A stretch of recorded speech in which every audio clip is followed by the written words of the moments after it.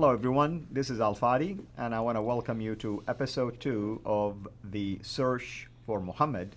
And if you've watched our introduction last time, you would have noticed that we are taking a very unique approach by way of doing a historical, if you wish, criticism of the notion that Muhammad, the Prophet of Islam, as we know him, existed in a place where the sources of Islam tell us, at the time when the sources of Islam indicated, and also went to the places that the sources of Islam have taught us. However, many new evidence, discoveries, and even ones from the past are starting to point to a very peculiar set of locations, geographical locations that is, and also historical contradictions. In fact, last time I thought Dr. J did an excellent job in pointing out the geographical tension between what we're finding today in connection to possibly, let's call him the real Muhammad, versus the traditional Muhammad. Vast distances between locations where his biography was established, his hadith began to get compiled, and many other things as well. But on top of this, what I wanted to focus on today, along with Dr. J, is the issue also of the origin of the Qur'an. With that in mind, Dr. J, what about the Qur'an? Well, this is the same problem that we found with traditions. Yeah. We talked about the man, we want to talk about the book. You've got to do that. If you're going to talk about the man, you've got to go with the book. And the difficulty with the book itself was best put together by a guy named Dr. Shadi Nasser. Dr. Shadi Nasser is a graduate, a PhD from Harvard University. He now teaches at Cambridge University. I would suggest in the academic world, he's considered to be probably the foremost on this whole problem of the compilation, or well, let's call it the canonization of the Qur'an. In fact, let me go to the slides and let's just show what we now are finding. Dr. Shadi Nasser did a book back in 2012 where he talked about the 5 stages of canonization. And these stages, he's saying, existed from within the traditions. They tell us about these so we can actually put them out there for people to understand. But he didn't say that. He said what people aren't doing is they're not looking at each one of these canons to realize a completely different Qur'an is being introduced in every one of these stages. Let's look at the first one, which is the one we're familiar with, and this is the Uthmanic recension, 652. That's what the Islamic traditions claim. Right. Fascinating. He's writing a book per canon. He hasn't written a book about this first one. Why do you think he hasn't written a book about this first one? Well, I mean, it's quite possible he doesn't have evidence or manuscript evidence of that collection. Maybe there is some questions about the origin of the story itself. It could exactly, be and that's the problem. Yeah. There is just nothing to go to. It's a complete blank. Isn't that interesting? It's the very same problem we're having with all the traditions earlier, with everything we know about Muhammad. We just can't find anything in the 7th century. You've heard Muslim after Muslim claim that they can trace the Quran all the way back to Uthman. And then I remember every time they come up there, I said, okay, where is that archetype? Where is that quintessential Quran that you're always talking about? And they always start to refer, they talk about the 7 readings, and they talk about the Nafi and Ibn Kathir and Abu Amr and Ibn Amir, and they talk about Asim and Hamza and Kasai. Hold on a minute, those aren't this is not from that time period. This is not from the 7th century. That's the second canonization, and that's what Shadi Nasser, the second canonization from Ibn Mujahid. Let's look at the slide there. Ibn Mujahid, look at the date that we have from Ibn Mujahid. That's 936. That's the 10th century. 10th century is 300 years after Muhammad. Right. And he's introducing these 7 readings. They're called readings. Right. Fascinating. Look at the earliest. I've got it right here. This is the earliest one, this one right here. These are 4 of the 30 that exist, but this one here is by Ibn Amir. And this is the earliest of all of the Qira'at, the 7 readings, and we'll have more that come afterwards. Look at his date, 736. Right, and I want to emphasize 2 things. Ibn Mujahid supposedly canonized these different readings when? 300 years after the supposed canonization by Uthman because of the different readings. Because of the different readings. That's number 1 problem. Number 2, The earliest out of all of those come actually from north, not from Mecca or Medina. This is from Damascus. Exactly. That's 1,200 miles further north. Right. And people aren't looking at the time period, and they're not looking at a map.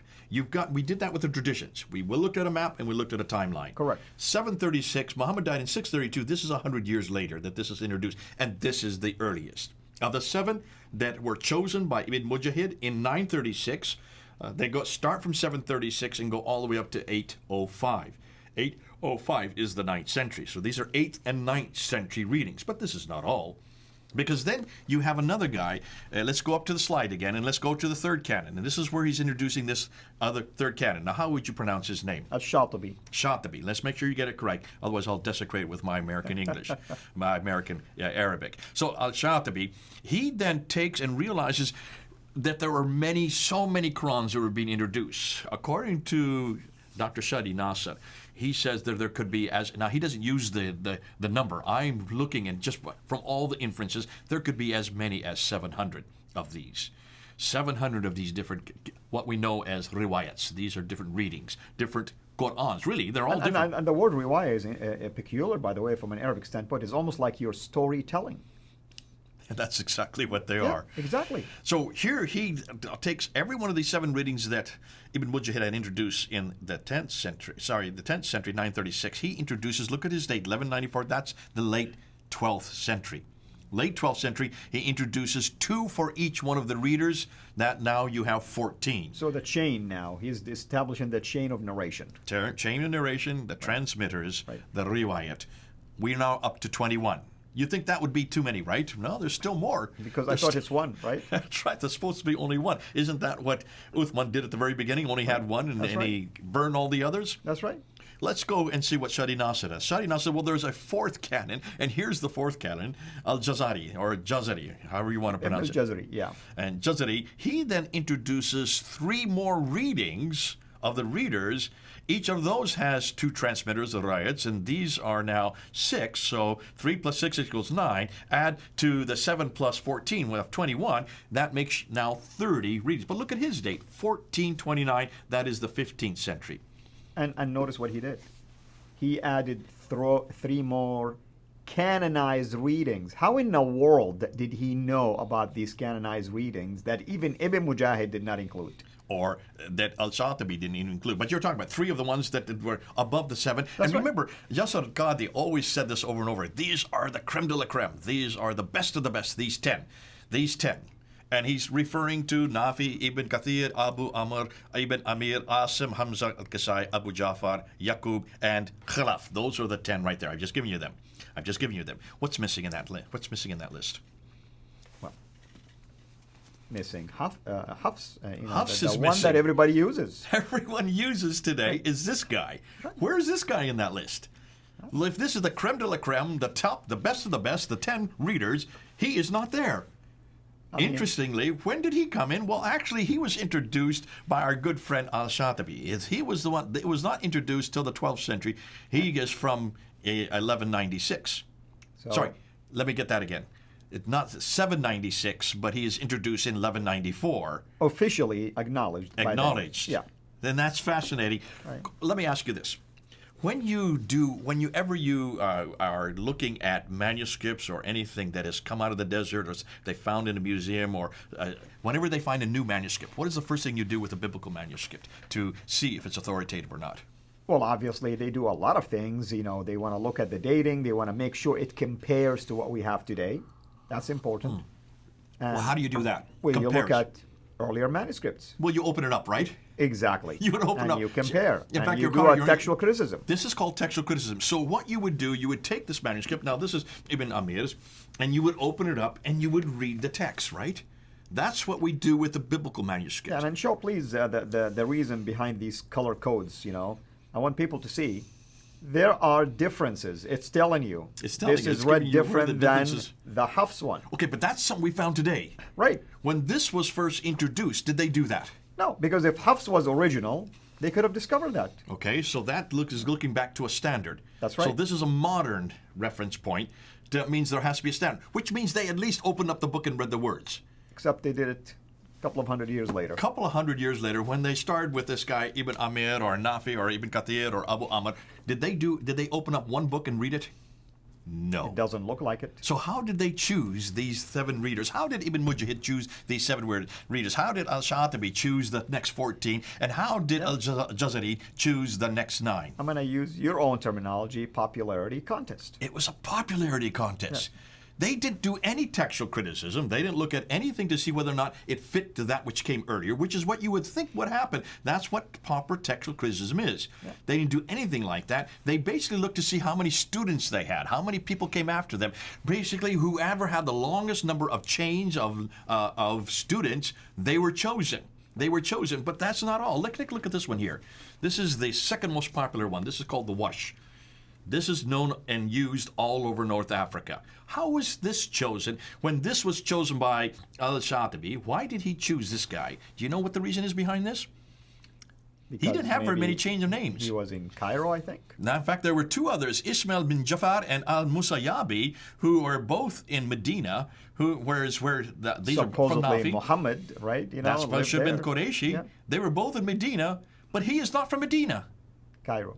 And they had many more students to come after them. So why weren't they chosen? And why did he choose this guy? He lived in Al-Fustat, known as Al-Qahira. Right? There you go. Yeah. He was from a city that had not been chosen yet. Right. He was from Egypt, from Cairo or Al-Fustat. I have to keep doing that now because I'm going to have Yasser Qadi hammering all over the place. You don't know what the name is. Oh, don't worry. We're doing a deep dive, Dr. We're doing Qadi. a deep dive now. When you go back and look at, if that's the reason he was chosen, just because he came from a city that had not been chosen yet, they wanted to make sure they got that city included in all these riwayats. Is that how you choose textual or manuscript evidence or Qur'ans, or in this case, the greatest of all revelations? You know, Jay, it's almost like you telling me, don't watch this guy's channel because they have less followers than me. Has nothing to do with the content, right? You know, I mean, it's almost sound like this. There has been no textual critical analysis done on any of these. Nonetheless, look at the date 1429, that's the 15th century. You're talking about 800 years after Muhammad. They finally got the 30 that they wanted. These are the 30 that were all chosen because of how popular they were or where they lived. Nothing to do with textual criticism. Now they have 30. How many times have you been asked, how is it we can trust Matthew, Mark, Luke, and John? Because you have 4 different gospels of one event or one person's life and what he said and what he did. Now, how can we trust 4? Why don't you have 1? We have 1 Qur'an. No, you don't have 1 Qur'an. You have 30 official Qur'ans. Not one of them come from the time that Muhammad lived. Notice none of these even introduced. The first one that's even written down is a whole 100 years after the fact. That's 736. They go all the way up until 905. From 736 up to 905, that is up until the 10th century, from the 8th century, hundreds of years later, and hundreds of miles away. We're going to talk about that a little later. And I want to add something. I mean, it baffles me. I mean, I truly mean it when I hear so-called scholars who actually buy into this as a authentic source to authenticate the Quran that we have today, to authenticate the so-called the Uthmanic Rasm, the Uthmanic collections. Well, in our case, all of these gospel accounts are eyewitness accounts. Right. Eyewitness account. None of these is eyewitness. Okay, well, 2 of them are eyewitnesses, and 2 got it from the eyewitnesses. You're talking about the gospel accounts. Now, let's just go through this. This became a real problem. Shadi Nasser talks about this, because look, we only have 4 canons there. He said there were 5 canons. So what about the 5th canon? This became a huge problem in Cairo in the 20th century. There in Cairo, they had a problem with high schoolers because the high schoolers were coming to do standardized testing, and as they were writing references about the Quran and they were writing what they had memorized, they were writing verse by verse by verse, the people who were examining the test said, we can't make sense of this because there's 30 different ways of saying the same thing. Right. How do you standardize the test? You can't with 30 different Qurans saying 30 different things. So they went to a man named Muhammad Ibn al-Husaini al-Haddad, who was a scholar at Al-Azhar University there in Cairo, and they said, could you choose one of them? Could you just choose one of them out of these 30? So he chose this one. He chose this one. This is Hafs' Quran. And where does Hafs come from? He comes from Kufa. Kufa is in Iraq. Iraq is not northern Another northern. We're going to get to that in the next next episode. So he chose one that didn't even come from where the Qurayshi dialect was introduced. But he doesn't even choose the guy that should have. He should have chosen. He should have either chosen Nafi or Ibn Kathir or Ilis Abu Ja'far. Those three, exactly, or their students or their transmitters from those three. Mecca, Medina, Mecca or Medina, because that is where the Qurayshi dialect would have been spoken. That's where Muhammad lived, and that's why Uthman chose that one and burned all the others. He burned all the ones from Basra. He burned all the ones from Kufa. He burned all the ones from Damascus and only retained the ones that he had there, Mecca, Medina. And what does Muhammad al-Hidad do? He chooses the wrong one. He chooses this one, which has nothing to do with Medina, is way up in Iraq, in Kufa, and this guy was known as a liar. And this guy was known as a cheat. We have 7 traditions about him, right? 7 different ones that we have today. Exactly. Because there were many differences. Now there have been many changes between 1924 and 1936 when they did decide to make it Egypt-wide, and that's why it is known, that one is known as the 1936 rendition. There were many changes. They had to make many changes, and that's why we have at least Hatun has been able to collect 7 of them. Now, that is the 5th canon. That is the 5th canon. Bring it back down to 1. What did they do with all the other 29? Now, I said this once before, and Yasir Qadri really attacked me last week for saying, Jay, you're going to say that they took all the Qur'ans that were in the world, that they disagreed, and threw them into the Nile? No. Let me just say on camera again, no one said they took all the Qur'ans in the world. They took all those high schoolers' Qur'ans that disagreed, that they didn't want them to use anymore, just in Cairo, all the high school Qur'ans that they had been using to answer their test questions, and they took those onto a boat and they dumped it into the Nile, thinking that that would solve the problem. And as I said a year and a half ago when I made that video that Yasir Qadri tried to attack, isn't it interesting that they thought they could get rid of it by doing that? That's not how you get rid of Qur'ans. You don't burn them, you don't sink them, you don't secrete them or decrete them. You don't sit there and erase them or try to impose letters into them like Dan Brubaker is finding. That's not going to change it, folks. That's not going to do enough. And you don't delete it off the internet like Yasir Qadri does. And what I want to say, also, you can do what Uthman did, because regardless of whether Uthman burned all of them, some of them, he didn't delete them, he did not eradicate them. We still have variant readings that lasted all the way until the time of 1925. Okay. Let's talk about it in the next episode, yeah, because the next episode we're going to move into that.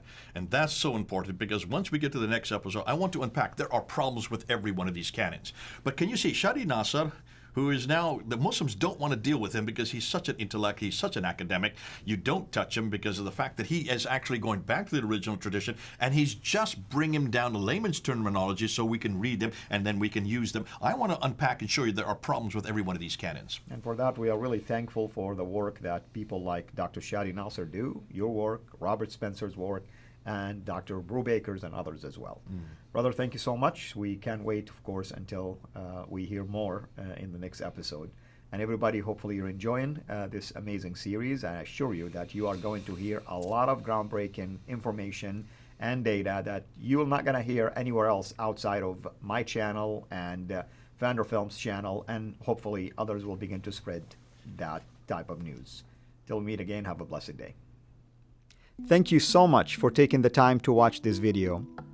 We can't make these quality videos without the help of partners like you. So please consider becoming a Patreon supporter today at patreon.com/CIRA International. I want to make sure you always get notified when we release a new video. So please click the bell to be notified, and of course, make sure to subscribe to this channel. If this video was helpful to you, please click the thumbs up. Thank you.